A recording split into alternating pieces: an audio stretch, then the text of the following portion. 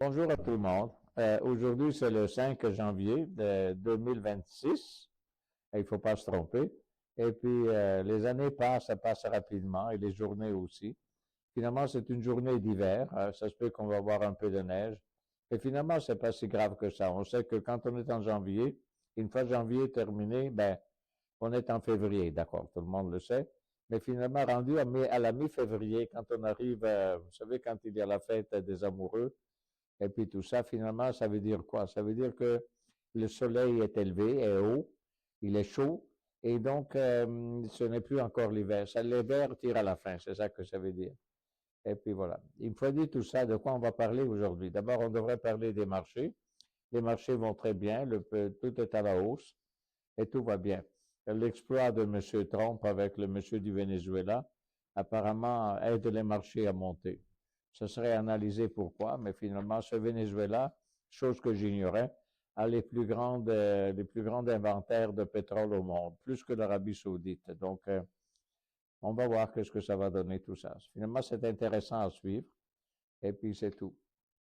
Et puis, en même temps, je suis les nouvelles, je ne sais pas si vous le regardez, mais à un certain moment, moi, je viens d'une ville qui s'appelle Milan, en Italie, et donc je lis aussi les journaux italiens, et ils ont eu la grande tragédie en Italie, c'est-à-dire des jeunes sont allés en Suisse pour faire le Nouvel An, et puis finalement, le club, là où ils étaient, ces jeunes-là, a pris feu, et puis il y en a une quarantaine qui sont morts brûlés, imaginez.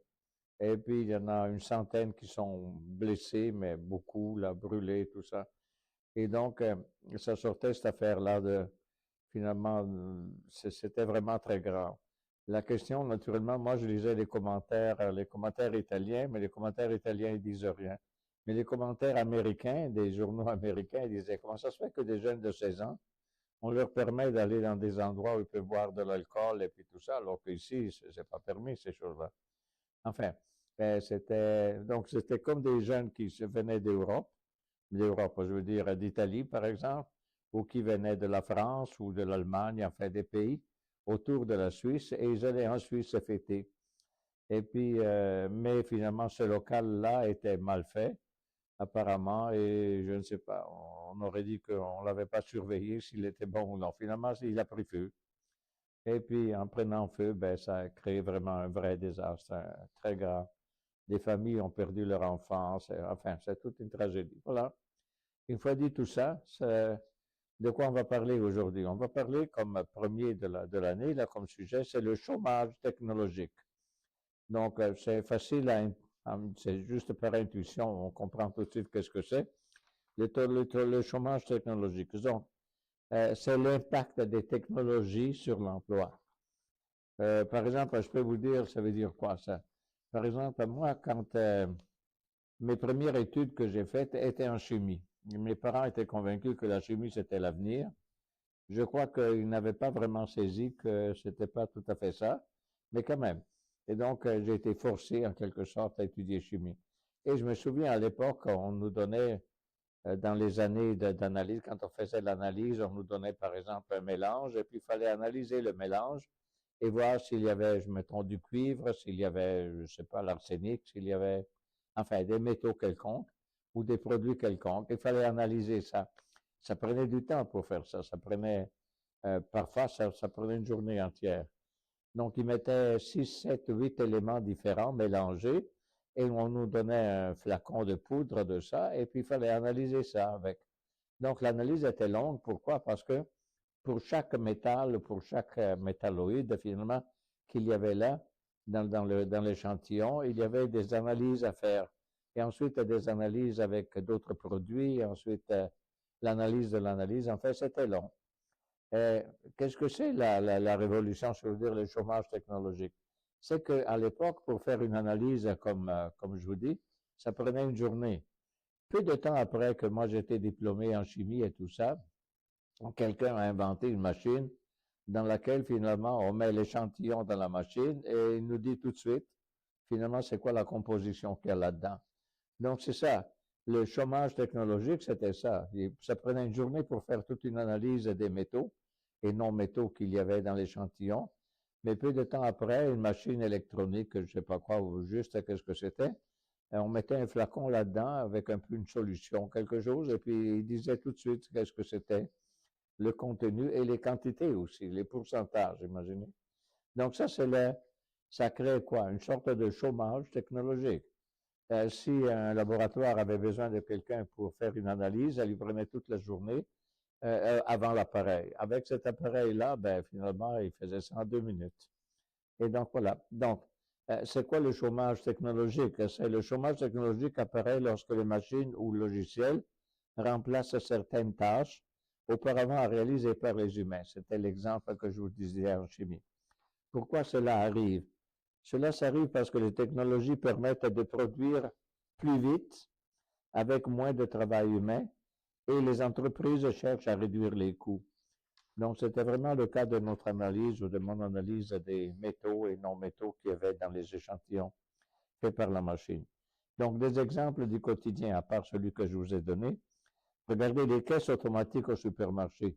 Il y a un IGA pas loin d'ici et puis on peut payer finalement automatiquement.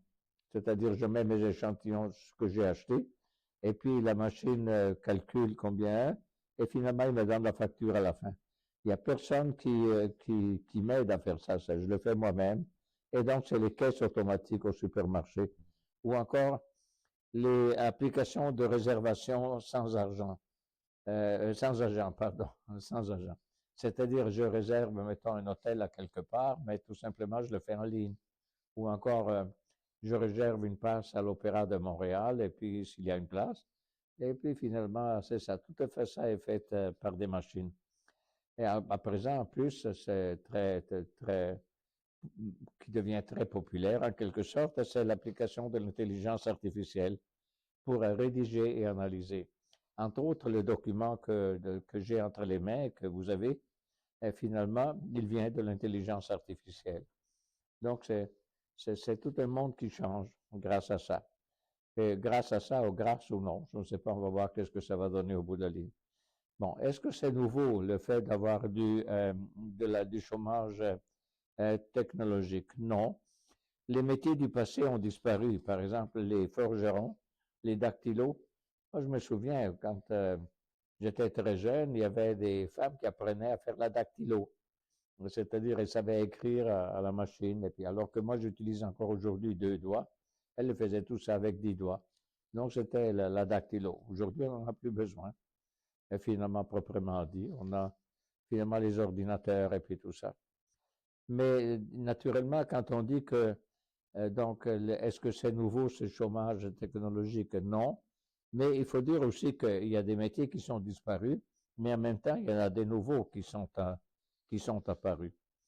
Alors, les raisons, c'est, enfin, faut-il avoir peur de ça? C'est-à-dire, on risque d'être obsolète tout le monde finalement dans le métier qu'on fait, parce que ça évolue et le métier évolue, puis ça devient plus automatisé, puis tout ça. En réalité, faut-il avoir peur? Certaines personnes perdent leur emploi, c'est vrai, mais de nouveaux métiers se créent. Donc, le vrai défi n'est pas vraiment le fait de ne pas de perdre l'emploi, c'est de se recycler.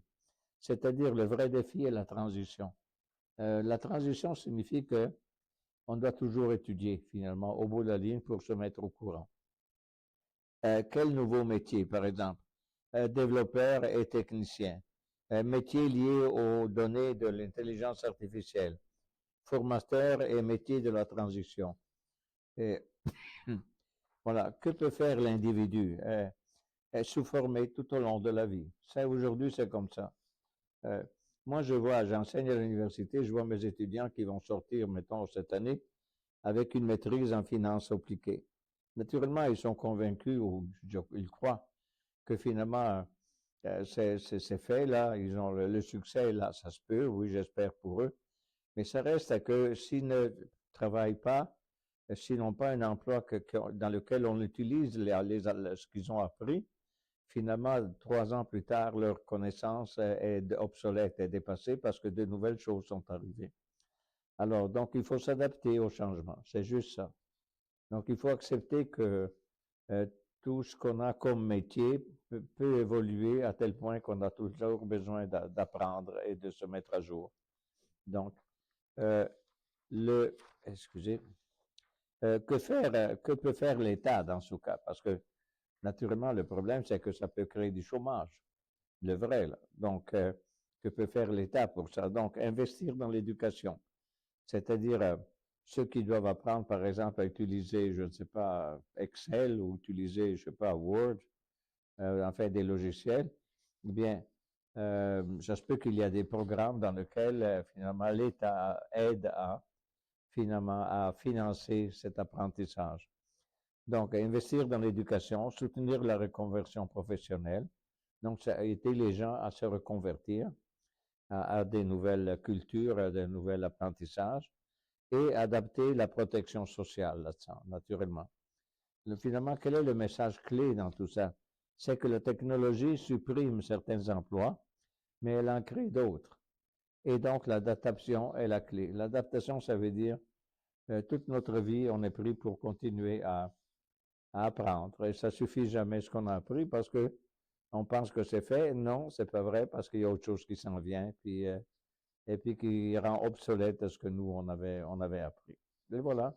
Ça, c'était le premier sujet de l'année. Donc, bonne année à tout le monde.